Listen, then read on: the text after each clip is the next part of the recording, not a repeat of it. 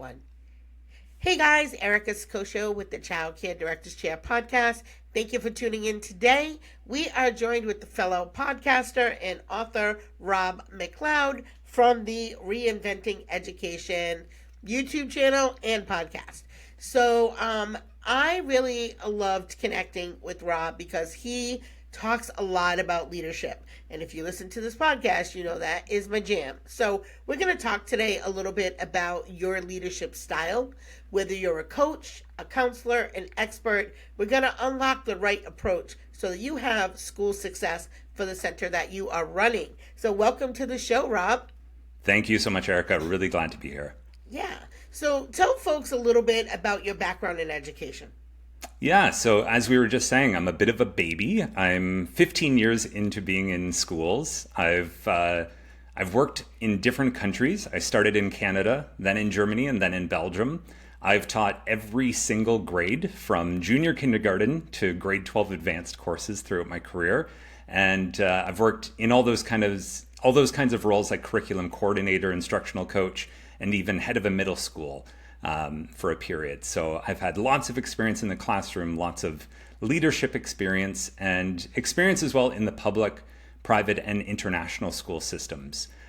So I've really gotten around to see education in schools from a multiple of perspectives. Yeah, I think that's pretty cool how you've had the opportunity to, as you said, through different countries. Not an experience that I have because I don't leave more than 10 miles from my home. So that's a little bit of a lie. But so what made you really dive into this topic of, these three different types of school models? Well, I'm one of those people who is always interested in developing, growing, refining the things that are happening in schools. And it always seemed that when I changed schools, I just happened to end up in a new school that was looking to change something, looking to develop something, looking to improve something. And I started to notice a diversity of approaches. I noticed very different leadership styles. And just throughout my own career, I started off as a very passionate educator. I was very lucky to be in schools that I was a really good match for. And then at some point in my career, I changed schools and ended up in a school I wasn't a match for. And it was puzzling to me to see that the school, its culture, its practices, the way it was doing things, didn't align for me, or I didn't align with them, but it was working for other people on staff. And that was really puzzling to me.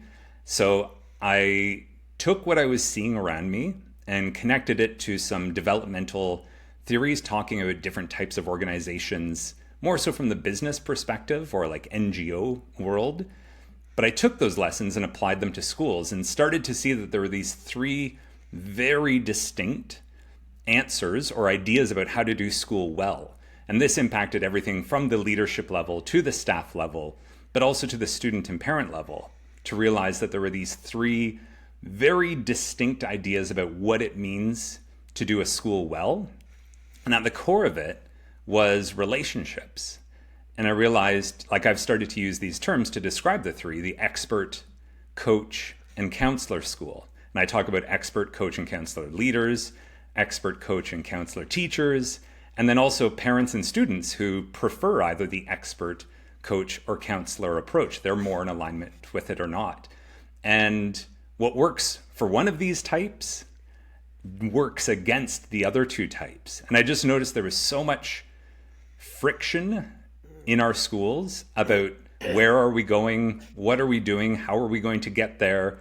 And I'm sure it's the same in early childhood care, but it feels like you've been in a school long enough, you see it go one direction, and then not too long into the future, you start going the opposite direction, and then you're back to where you started. And I was just noticing how much wasted potential there was in our systems by not having a name to name these different approaches. And once I saw this, it's kind of like I couldn't unsee it.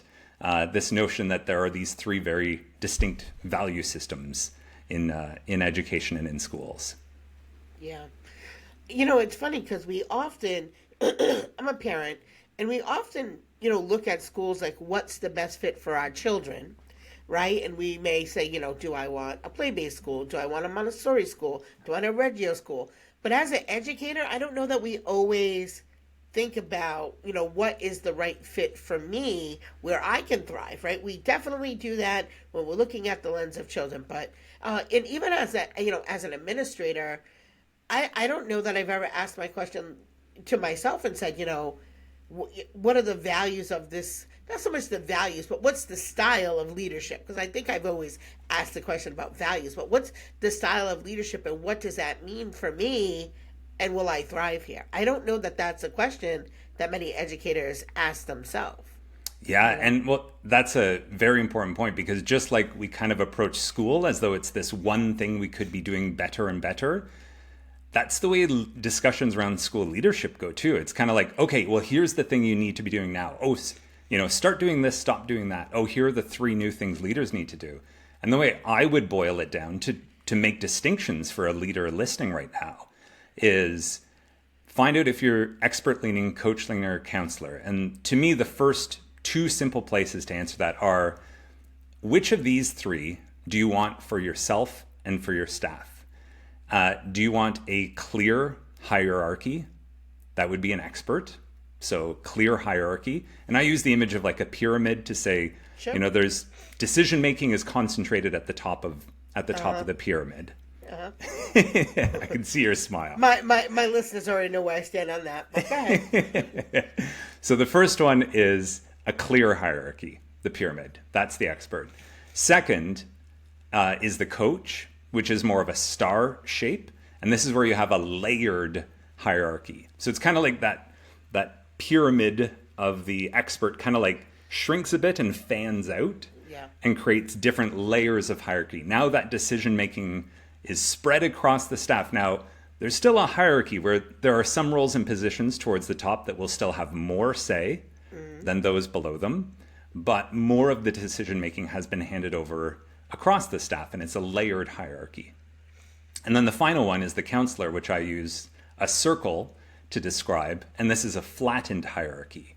Sometimes a more democratic, or even it's called a sociocratic approach, where literally every voice from head of school, staff, and students and parents is equal, and there is no hierarchy, and it's about finding group consensus towards things.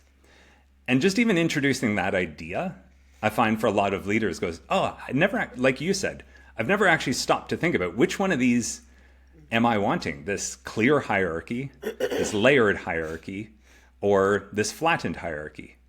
And then to match those, there's just like 3 very different approaches to working as a staff in education. And those are either autonomy, collaboration, or negotiation. So with that pyramid of the expert, people want autonomy. It's like, hey, hire good people, get out of their way. Like, trust the people unless they prove otherwise. Give them the autonomy to do what's best with the people they're working with. The second one, the coach, wants to work with collaboration. And they say, no, let's put all the pieces, all of us on staff together to make a team that's bigger than any one of its parts. We've got a school, like shared school-wide approach to doing things here. Let's collaborate, and all of our decisions for our teaching are based together, like staff decisions on what should be happening. And then the third and final one is the counselor, which says, no, let's use negotiation. We're going to talk with each student or each person that we're working with and create a individualized, customized plan for what it is they're wanting to learn, how they're going to learn, and we make decisions that way. So it's like, how are you making decisions in the room with the people you're working with? Is it autonomy? Is it collaboration that's informing those decisions? Or is it negotiation? And again, just pointing that out, like most educators I speak to, they go like, oh yeah, I know that, but I have never tried to put words to that. Yeah. And by not having the words for this, or I guess I put it the positive way, by having words for this, we're engaging with something that's already there. Like every educator I've talked to is either like, yep, autonomy, yep, collaboration, or yep, negotiation. that's already there. This isn't something new I'm asking people to start doing in their practice. I'm just pointing out what's already there. Yeah. And whether we engage with it or not, or whether we name it or not, it's still impacting every conversation, every decision that's going on in the school. So it's like, might as well name this, might as well put it on the table and address it, because it's already pulling the strings in every education-based organization I know. So I've kind of rambled. It's a little bit abstract there at this point, but I'm curious in the childcare world if some of this rings true for you. Yeah, I think, sorry, I think how your school is funded also might play a little piece into how much authority, autonomy, collaboration you can do. Because if you're funded by grants, there are certain expectations and little check boxes that you kind of have to tick off that kind of goes with, having access to that money. I also think if you are a for-profit center, at the end of the day, somebody has to make the budget decisions, because I would love to say to all of my staff, all the kids, all the parents, what new piece of playground equipment do we want that's $250,000?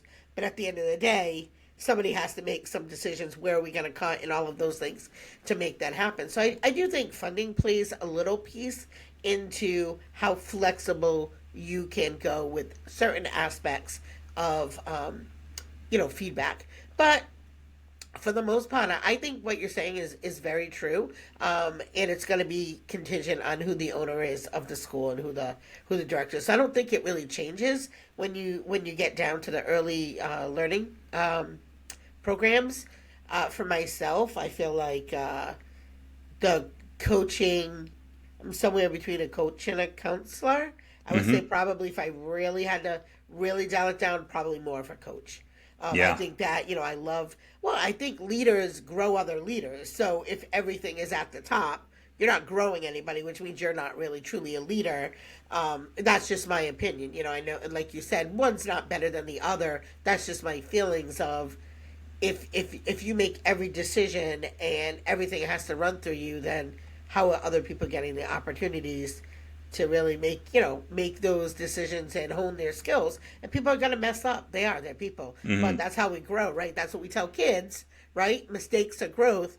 But when it comes to adults, it's like you're not allowed to make a mistake, which is silly. Spoken like a true coach, Erica. Yeah, Let me ask you. So, as administrators, how can they assess their leadership style and then refine their skills to amplify their presence? Because you said you're either one or the other, and to truly be good at it, you got to kind of go all in and really dial down to your style. So where do people start? How do they do that? Yeah, great question. So I would actually go back to what you were just saying before this, when you talked about funding, might be a factor that influences which of these three. So sure. I'll come back to the personal side of the leader in a second. But first, one word I haven't addressed yet is this idea of context. And I talk about this with schools, in particular with school leaders, is to say, as you said, the three of these, there's not one that's better than the other three. All three of these can be done well and really serve the people that we work with, serve the students in one of these three roles. However, there is one that will be best for your context. And what your context means, I've put together a list of about 50 things that you would need to consider, and definitely funding is on that list. Okay. So there are 50 things to figure out, well, given who our students are or the communities that we're working with, which of these three, the expert, coach, or counselor, is the best fit overall for our school to be? And schools do better when they choose one of these and really own it and do it well. Because when a school's caught in a tug of war between them, then none of them get to shine. You get a watered down version of all three, and a watered down version of all three doesn't work for the people involved. Because if you are truly coach leaning, and like you said, you believe in people developing, the idea of, we can make mistakes here as long as we're growing, as long as we're proving that we're doing better in the big picture, that matters. Well, but if you only do that by a third, and you're also trying to kind of accomplish that sense of what the expert wants and what the counselor wants, no one ends up happy. So it's better to do one do it well, and not be caught in a tug of war between them. So how does a leader ensure that they do that? Well, there's kind of a two-part question. And the first one is, which of these three types is the best for your school's context? And then the second question is, are you as a leader a match with that type that's best for this context? And then a leader has this delicate decision to say, okay, good. I am in alignment. My type matches the type that's the best for this school. And that's not just coming from me, because I will always assume my type is best. If I'm coach leaning, I'm going to walk into any environment and go, well, we could use some more coach approaches here. We need more of this. So the leader needs to check themselves and say, am I actually a match for what's the best for this context? Taking in, these 50 or more factors into consideration. If they are, great. That's the easiest position for a leader to be in. You're in alignment with what your community needs. And, in my book, I talk about kind of 4 pillars for each of the 3 types. Like, these are the 4 things you really need to get right. And if you get these right, everything else will kind of build on these 4 pillars for your type. If you're not a match as a leader, so let's say you and I are coach leaders and we walk into an environment that actually the expert approach or the counselor would be the better fit, then we, with these ideas, can kind of step out of ourselves for a bit to say, okay, I know this would be my go-to, but I'm willing to support what's needed here for the expert or the counselor. However, to me, that's something you can do temporarily, but to me, that's not a long-term solution for a leader. To me, I would really highly recommend leaders know their type and then find environments that need to be served by that type for a variety of reasons. But the one I always come back to is, the more I talk to leaders, to teachers, educators, once they know their type, they realize that all the work that we do feels like they're contributing meaningfully when they're able to contribute as their type. Because we're all putting in a lot of hours, we're all putting in a lot of blood, sweat, and tears, we're all putting in a lot of care. But if we're putting in all that effort and it's kind of going against our internal values or a sense of what we should be doing with the people we're working with, it is a constant friction or kind of like a low-level hum that wears you down over time.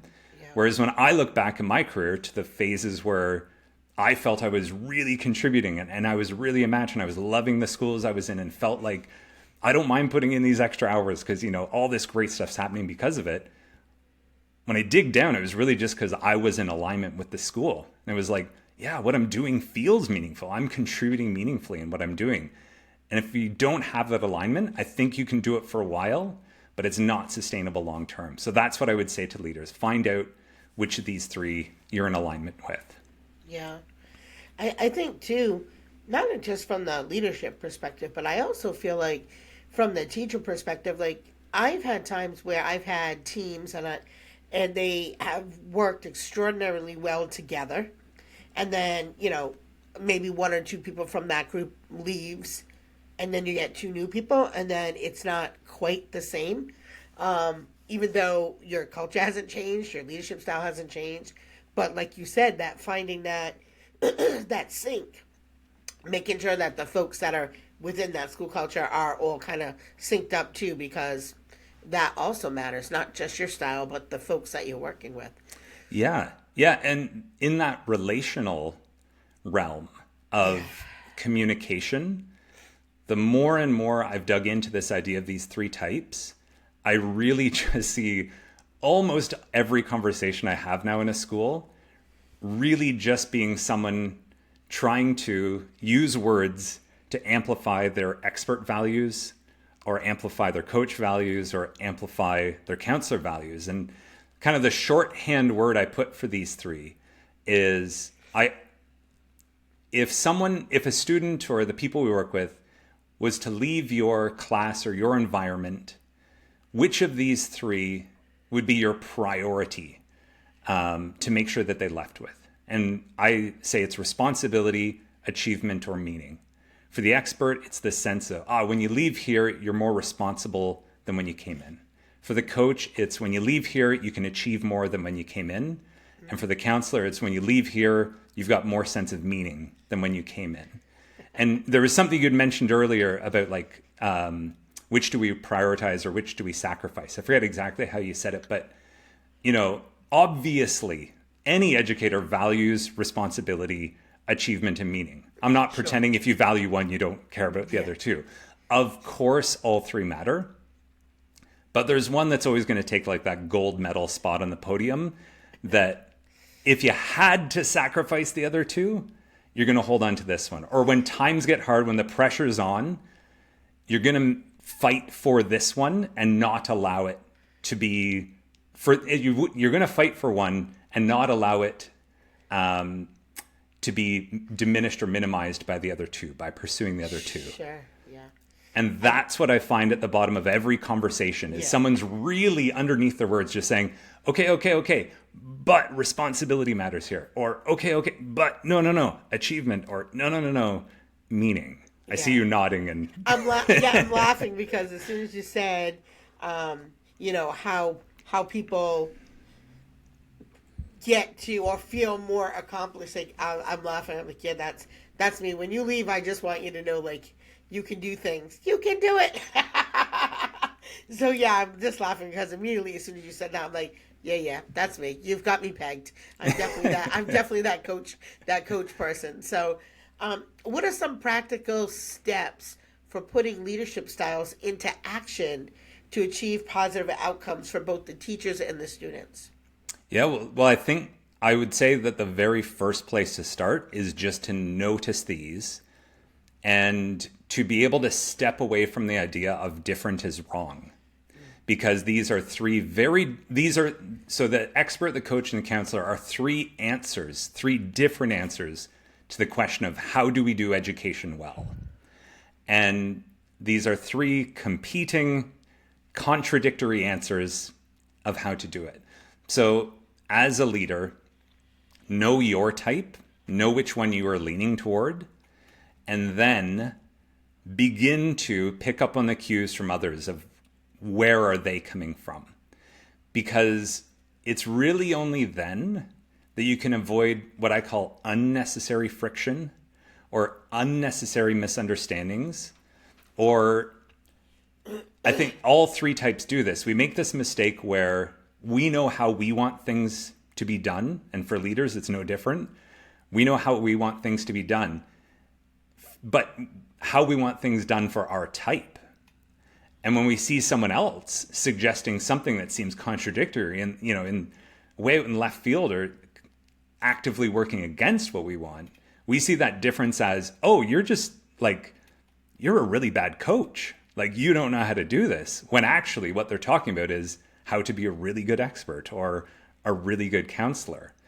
And once you can see this, it's an advantage for two reasons. One, you can actually talk to people because you begin to feel and sense underneath those words and underneath the suggestions they're offering to really see what matters to them. And I tie it back to that idea of they're just trying to contribute meaningfully. And either they're in an environment that's supportive of the way they want to contribute, or they're misaligned with the kind of overall expert coach or counselor approach of this place. So for the leaders to identify which of these three types are we trying to do, and across the staff, who is already in alignment with this and who's not. And to take it to the next step of how do you, as a leader, bring people in? To me, this, in the future, it would be my dream if on every job application or every job description, it said hey, we're hiring experts, or we are hiring coaches, or we're hiring counselors. We're an expert institution, we're a coach institution, we're a counselor institution. And I make the analogy sometimes if you plant an acorn, you're going to get an oak. And you can take that acorn and put it at the base of a grapevine trellis. And as it's growing, you can try and force it on that trellis and it'll stretch, it'll do this, but it's still going to be an oak. And you're much better off if you want oaks, go get oaks. And if you want grapevines, go get grapevines. Because otherwise you're just going to end up with oaks in your vineyard, or you're going to end up, with vines crawling up your forest. So knowing your type, naming it, and then being able to like actively attract people who are in alignment with that, I think is kind of like the cheat code for leaders, I would say. And for the people who are not in alignment, just recognize that and see that different isn't wrong. They're just trying to contribute meaningfully in a different way. Yeah. It's funny you say about on the application, because when you started talking, I was thinking, I often will ask folks on an interview, tell me about your last boss. What did you like about the way they led you? What didn't you like? So I guess I didn't realize I was doing it quite to that level. Probably was unintentional. Just I wanted to know for my own, like, is this somebody that I can work with? Is this somebody who's going to enjoy working here, working with me? So I do ask, some questions around that when I'm interviewing. So you had said you have worked in multiple age levels, even running a school yourself. So I want to ask you a question.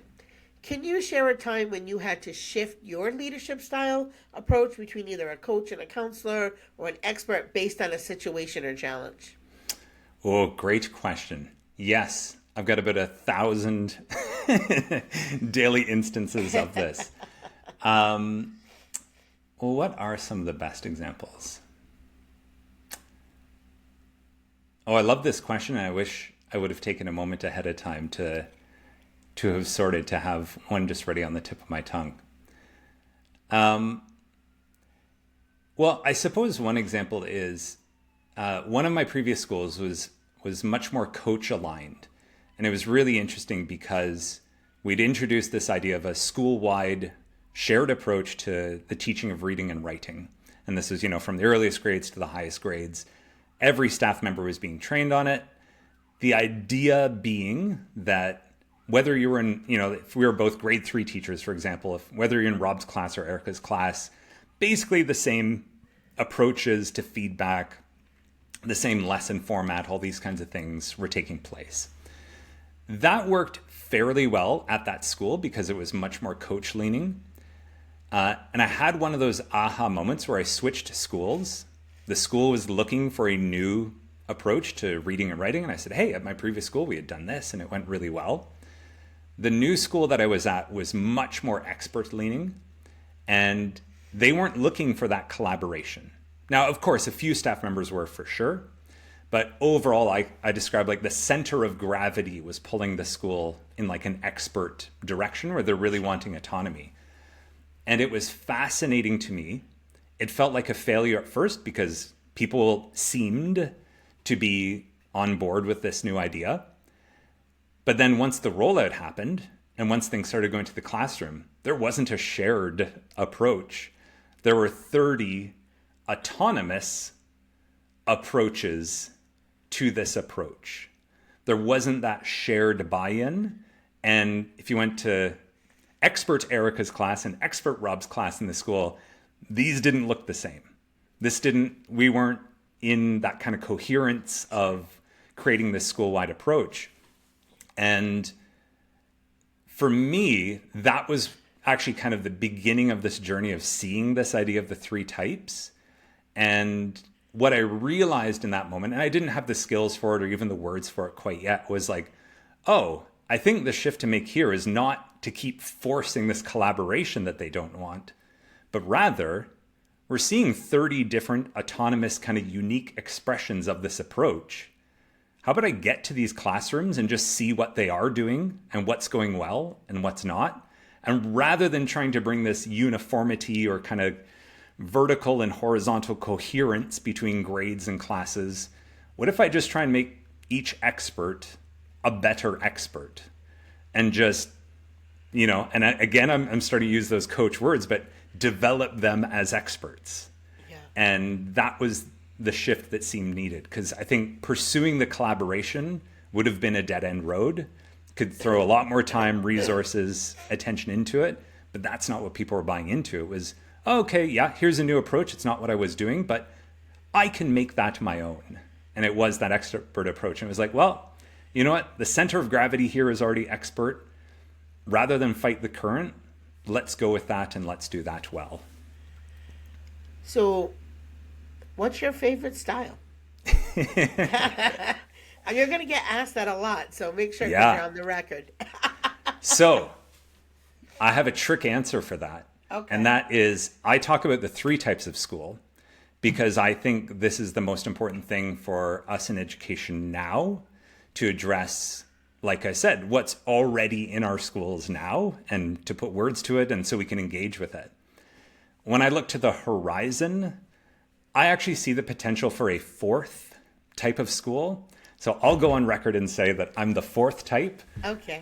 So we've had expert, coach, and counselor, and I call the 4th type a facilitator type. And this facilitator is willing to be flexible between the 3. And so in the book that I'm writing, I throw this at the end because I kind of make this case that, there are these 3. It's best to do one. Find your context. One will be the best fit. I still think that's the best first piece of advice. And I think that's something that schools can actually do without having to reinvent the wheel and completely change staffing and change funding and change timetables and change how we're using spaces. That's something that I do feel is tangible and that schools could begin to do. To me, the kind of bigger picture, slightly, hey, Rob, you're a wild hippie with big ideas step is to say, when you get digging into your context, you will find one of the 3 that is the best fit for your context. Mm-hmm. But as soon as you start to dig deeper, there's still going to be a diversity of those 3 types, either represented in your staff, whether or not you start hiring intentionally or not. Yeah. But more so, I've been in enough classrooms and I've seen students change schools and change classrooms. And I'm also of the belief that students are in alignment with one of these 3 roles more than the others. And there are kids I've seen who've not been thriving when they've been in a school that has one approach. They switch schools to another type and they begin thriving. And unfortunately, I've seen the opposite too, where they were thriving with one type. They changed to another type of school. And that role that the teacher's having for them, or the role that the school's playing, expert, coach, or counselor, either it is a match or it isn't for them. And we can see this year to year too, when we see students with certain teachers who exemplify either expert, coach, and counselor. And there's some teachers kids click with and some they don't. Now, of course, there are other factors. There's personality. There's a million other things too, but I do see this as part of it.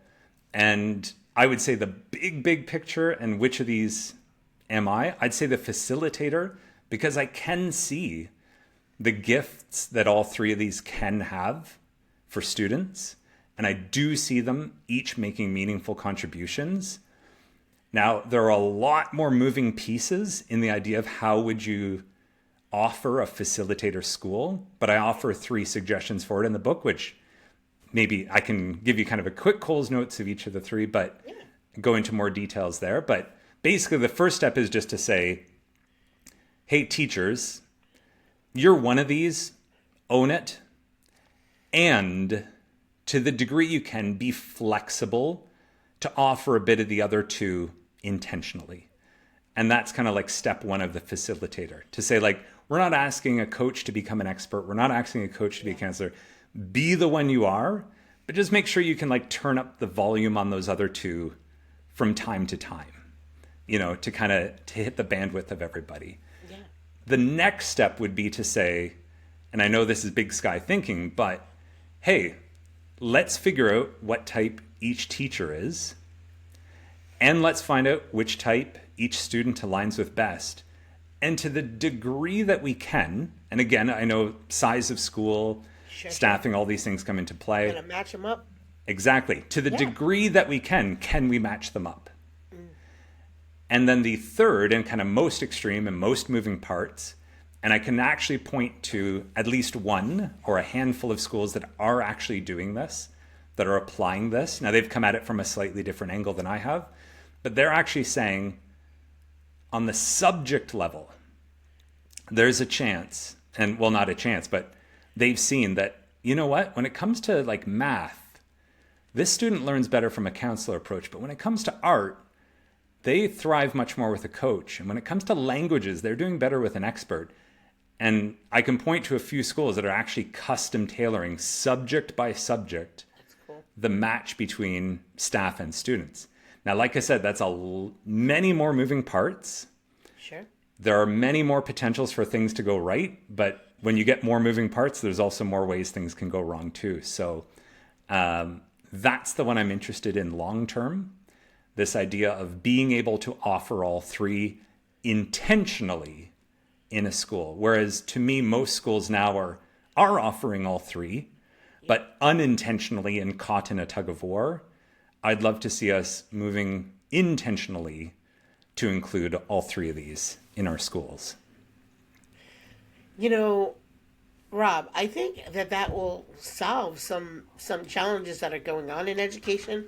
One of the things I think would be really cool if that would be something that schools could put in place, maybe you would have less teachers leaving the field, right? Because it would seem like it would be more enjoyable to work with students where you kind of jive. Relationships are everything. I mean, that's, you've said that twice, but relationships are everything when it comes to working with people in general. Big people, little people. That doesn't change. Relationships are everything. But yeah, I think, that might also just bring a little bit more joy back to educators, because educators, they're in a difficult place right now. That's honest to that, they're in a difficult place. So as we start to wrap it up, is there anything that I didn't ask you yet that you think is really important that you'd like to leave for the listeners?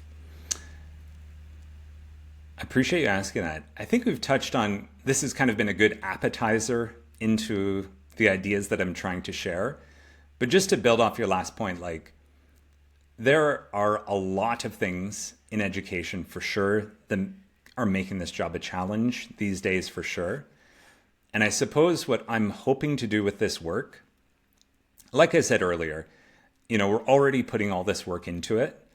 Is there friction we can remove from schools? Is there friction we can remove from our organizations? And when there are things in place that are actively working against someone contributing meaningfully, that creates the conditions for burnout. It creates the conditions for quiet quitting. It creates those conditions like you're talking about of people just being like, this isn't for me anymore. I'm out of here. And I'm not pretending that this idea of the three types will solve everything, but I certainly do think it's a solution for a lot of problems in education. Yeah. And that's why I wrote the book. It's got a bit of an R-rated title. I'll call it the PG version, just Schools That Give an F. Because I talked to so many passionate leaders, so many passionate educators, some who were thriving. Yep. And, it's not everything is doom and gloom. And that's important to remember too. There are schools, organizations out there that are crushing it. And to me, when you talk to them, why are they thriving? They stumbled upon this alignment, whether they had words for it or not. Yeah. And they're carrying it out. I'm trying to give you the recipe for what those places are doing when they maybe can't quite describe it themselves. They can tell you what they're up to.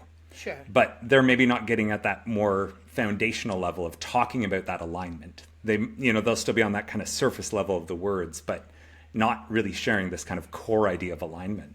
So there are places out there that are doing well, but for the ones that are facing those challenges and the struggles, I think this at least attempts to remove that friction by helping people see what's holding them back from contributing meaningfully and finding places, practices, cultures that help them align with that. And, the reason I ended up going with this book title wasn't just some clickbaity, oh, he's swearing tee-hee type of a thing, but it was the phrase that kept coming up from passionate educators and leaders being like, you know what? I don't want to work in a school where people don't give an F. That's the opposite of what we want. So if that's the opposite of what we want, why aren't we actively working to create places where staff can contribute meaningfully and feel like what they're doing is of service, is of value, and empowering people in that way? And that's what the book's attempting to do. And it's also serving to fill a role that even I needed. Despite a great start in my career, I did hit a point kind of midway, 3/4 through, where I wasn't in alignment with my school. I wasn't in alignment with the values. Yep. And, in the course of 1 year, I was ready to quit. I was looking to leave the school, looking to leave education as a whole. And I was shocked. And this isn't to speak ill of the people I spoke to, but, I talked to my union and they were basically like, well, do you want to leave? Here's the paperwork. Yeah. I talked to the wellness, team in my school, and it was like, well, here's a handout of sleeping habits and some stress management things, go for it. And, talk to my school, and they're basically like, well, here's the paperwork to leave. And it was like, those are 3 things I could do, but those 3 things didn't address this core issue. Yeah. And it showed me that we were lacking this role of like, when you risk not giving a crap in schools, who do you go to? And right now that role doesn't exist. And until it does, I'm hoping that the work that I'm doing through the Instagram page, the YouTube talks that I'm doing, the book that's coming out, I'm hoping it's filling that role and actually making that a topic for conversation to say like, no, we need places that are actively supporting people who want to contribute meaningfully, which I did. But I wasn't finding the alignment even within the system to help me find that. Thankfully, I did get back in alignment. It did happen to even be in that same school due to a variety of changes. But until that is a role in our systems, and until it shows up on our agendas, like in meetings, like how are we going to contribute meaningfully? I guess I'll kind of keep beating this drum and just say that this is so critical. That's one of the advantages and disadvantages of owning your own school. So the weeks that you're just like, that's it, I give up, I'm done. You really can't be done because you own the school. You can't just quit. So, you have to just suck it up, and then you figure out, and then, the next week is a new week. And also being able to make changes very quickly. I don't need a board. I don't need, all these people to make changes. And like, if this isn't working, we can literally change it the next day. So, so there's pros and cons of owning your own school. When does your book come out? Good question. This keeps getting pushed into the future because I'm a first-time author, and this takes a lot longer than I realized. Yes. This summer is what I'm aiming for. There's a few back and forth still between my editor, but I will say at this point, summer 2025. Okay. The date will get specified soon. Awesome. Okay. And so for folks to stay really early this morning, for folks to stay connected with you, you have an Instagram page.